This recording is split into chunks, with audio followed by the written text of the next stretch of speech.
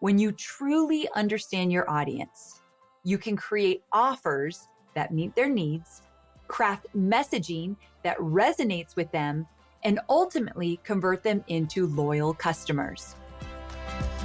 I'm Amy Porterfield, ex-corporate girl turned CEO of a multi-seven-figure business. But it wasn't all that long ago that I lacked the confidence, the budget, and the time to focus on growing my small but mighty business. Fast forward past many failed attempts and lessons learned, and you'll see the business I have today. One that changes lives and gives me more freedom than I ever thought possible. One that used to only exist as a daydream. I created the Online Marketing Made Easy podcast to give you simple, actionable, step-by-step strategies to help you do the same. If you're an ambitious entrepreneur or one in the making who's looking to create a business that makes an impact and a life you love, you're in the right place, friend. Let's get started.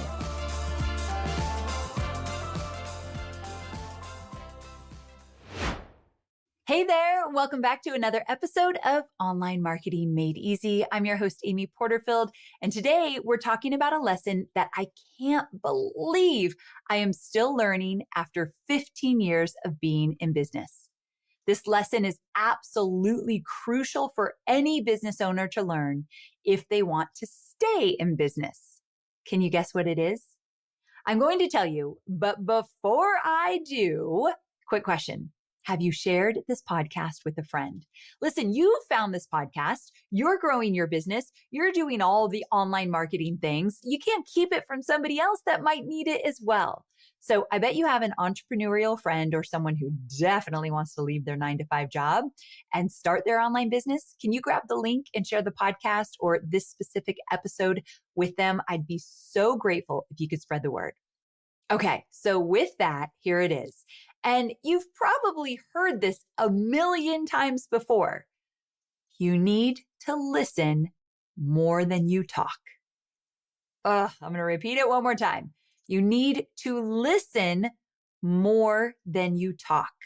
And specifically, listen to your audience. You've got to ask them more questions, get into more conversations with them, and understand their needs and challenges. Now, I don't even need to say why this is so important, but I'm going to anyway. When you truly understand your audience, you can create offers that meet their needs, craft messaging that resonates with them, and ultimately convert them into loyal customers. I was watching an Instagram reel that my friend Don Miller posted the other day. And he was talking about the fact that if your product, course, membership program is not selling how you want it to, you're likely literally not solving the problem that they want you to solve. It's not resonating because there is a very specific problem that they want you to solve. And the way you're talking about your product is likely not resonating with them, not making them think, oh my gosh, this is the answer to my prayers. And how do you get that messaging right? Because you might have the perfect product for them, but how do you get that messaging right? You have to listen more than you talk. And you might be thinking, okay, Amy, this all sounds great, but how do I actually do this? Because some of you are even saying, my audience isn't telling me. They're not telling me what they want or what they need. And my answer to you is, yes, they are. Yes, they are. You're just not reading between the lines or looking in the right places. But I will also say it's not always easy because part of this is you have to get your audience to engage with you. It might be your job if they're not very active with you, if you're new to social media or your social media has gotten a little stale and you're having a hard time growing it, there's probably not a lot of engagement. So you're going to have to create that engagement.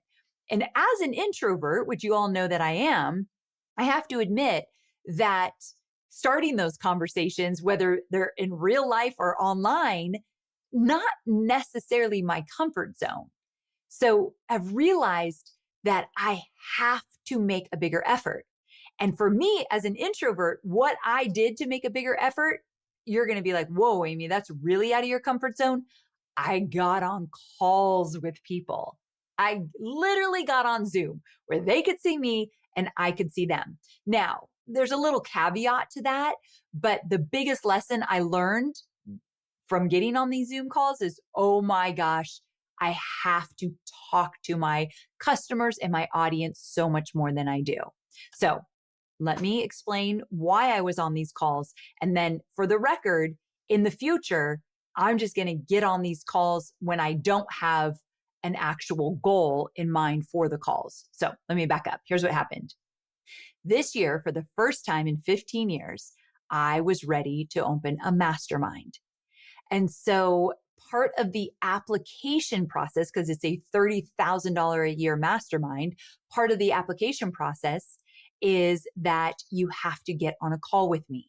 So essentially, people filled out an application. And if you did, let me tell you, it was the hardest thing in the world not to say yes to everyone, because so many beautiful souls applied for this mastermind. And I feel very fortunate and know that I likely will do it again. So there's more opportunity if you're still interested. But essentially, everyone who applied filled out an application. And so then I went down the application one by one in terms of the order that people applied, and I got to read their application. So they answered things like, what does their business do? What is their number one money maker? Where are they struggling? What are their goals? So right away, just the survey part of it was so valuable to me. And, I have to tell you, and this is something you might figure out as well, I had people in my audience that I didn't think I had. I had so many people in my audience that are actually making $1 million or more that I would not have guessed, because I tend to work with people just getting started in their business, specifically just getting started with the digital course. And many of my students have hit the $1 million milestone, but these were people that, this was another wild thing, they had never purchased from me. I'm going to guess half of people in my mastermind have never purchased anything from me. That was wild as well. But they've been in my world. They're big fans of my podcast. They've engaged with a lot of stuff. They followed my stuff, but they just haven't, let's say, needed a digital course. They maybe had already created one when I came on the scene with my program, or I have a list building program, but they've already built their list, that kind of thing. So I actually didn't have anything for them until the mastermind, which was just wild to me. So just asking these questions right away, the survey was golden to me. And I got to read every single, even the people that I knew I couldn't take because we were already full, I was reading every single one of them. They were fascinating to me, so valuable, so eye-opening.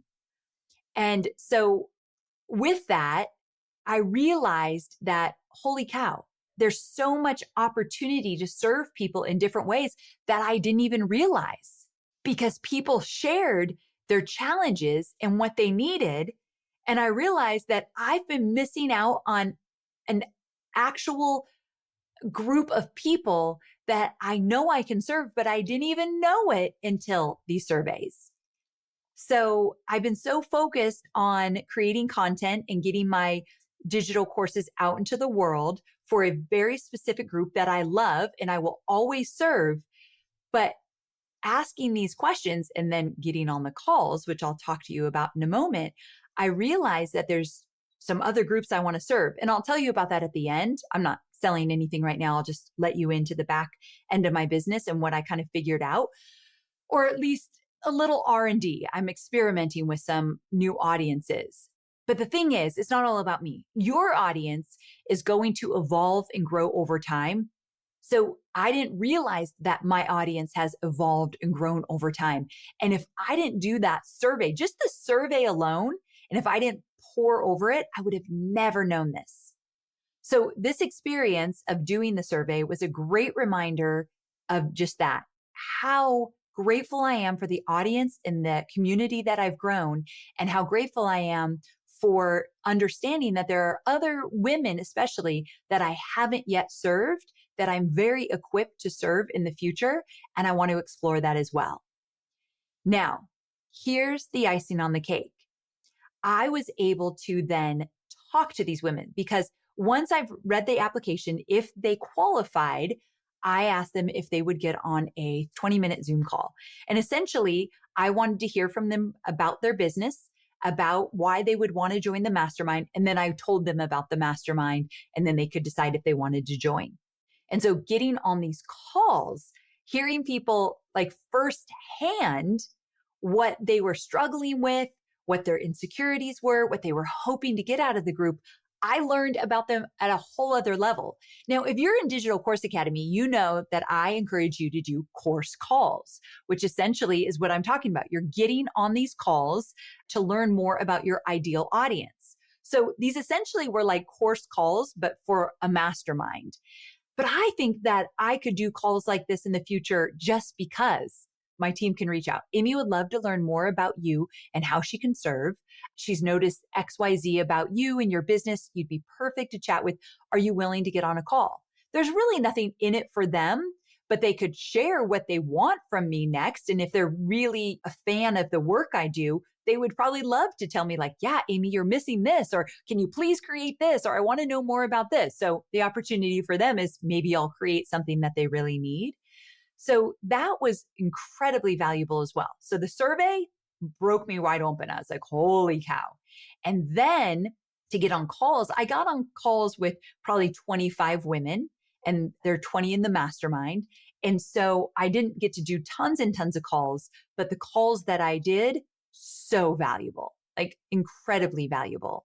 And so again, I realized, holy cow, there's women in my audience that have never purchased from me, but they want something bigger and more elevated from me because they're beyond the audience I normally serve. And I will never leave that audience I normally serve, but I would love to expand. And so another thing, the thing behind the scenes that I wanted to share with you is reading the applications. I realized that there are so many women in my group that are at the 500K or like 500K to 700K a year, and they want to get to 1 million and they haven't cracked that code yet. And I believe getting to 1 million is a very big milestone in your business. I mean, making $1 million in a year with a healthy profit margin. I believe that is like a milestone in businesses. Now, I'm saying women because my mastermind, it was for women only. And I don't know if I'll always keep it that way. It just felt right for this first time out. And the majority of my audience is women, but I know I've got a lot of gentlemen and I love you and I love serving you. But for this first round, it was women. So the application, they were all women. And so with that, I realized that there was a lot of women that wanted to get to the $1 million mark and they weren't there yet. So this is so not my style because I like to plan way ahead and get really organized. But I decided to create something called the Millie Club. And it's a small group of women. I think there are like 26 of them in this group, and they all want to get to the $1 million mark. And so we're going to work together for 6 months. So it was $17,000. I work with them for 6 months and we do a live event here in Nashville. It's 2 days. And then for the next 6 months, we're in Slack and on Zoom calls, doing hot seats and having conversations in Slack, and really just focused on what it takes to get to $1 million. And so this is something that I would have never thought about, never, if I wasn't listening more than I was talking. So I tell you all of this, like just to take you behind the scenes. I know some of you like to just know what other people do behind the scenes of their businesses. I love that. So I share more than maybe the average person about business stuff behind the scenes, but I'm not telling you all of this to like impress you. I don't even think that would impress you, what I'm sharing with you. What I'm telling you is I uncovered an audience I didn't even know I had because I did the questionnaire and I got on calls. That's what was eye-opening to me. And here's another lesson that I think is important for you to hear. I didn't wait to create a course around this, although I think I will. I think this might be my next course, but I didn't wait to create a course around it. Also, I need to do some R&D, research and development. So I thought, okay, I know I can serve these women. I know how I want to serve these women, but getting in their proximity and getting to know them personally will absolutely allow me to create something even better down the road. And so getting in proximity one-on-one with these women, it's not my normal thing, right? I haven't done a live event since before COVID, and I don't necessarily love the live aspect. Just like being like every eye on me at the front of the room, I freaking hate it. But small groups of women that I know I can serve, I'm going to come out of my comfort zone. It is not going to be comfortable for me, but it's so necessary for the next iteration of my business. So I am encouraging you to do the same. Really start to understand your audience in a bigger way. See if you can segment a certain group of your audience, ask them questions, see if you can get on calls with them, because you might be missing such a beautiful opportunity that you don't even know it's there. And you might have an offer in you that literally is waiting to be born, but you're not aware of it yet. And that literally is what happened to me this year. And I don't know exactly what I'll do with it. Maybe I won't do anything with it. Maybe I'll do it and be like, that was wonderful. I was able to serve. I offered, a lot of value, but it's not for me. I don't know. And I'm fully leaving space for that. But I really hope I love it and it becomes something, a new vertical in my business. I've been around for a long time. So the idea of doing something new and different is very exciting to me while still serving all of my Digital Course Academy students. I just got off of a launch. I love you all so much. And you are my number one priority. You always have been. But there's other things that I can do and other ways I can offer value. And I am ready to explore that. But I would have never known if I didn't stay connected with my audience, ask more questions, and get out of my comfort zone and get on calls with them. So there you have it. I want to encourage you to do the same. Listen more than you talk. If you know me, you know that saying came from my dad, where in second grade, I got in trouble for talking way too much. And every time I got out of his big blue truck, I'd jump out of the car with my lunch pail and I'd be ready to close the door. And he'd say, Amy, wait. Remember, listen more than you talk. And I think back then I was like, sure, Dad, whatever. But I didn't do it back in second grade. However, today, Dad, I take that and I'm running with it. I hear you. It just took many, many, many years to sink in. So there you have it.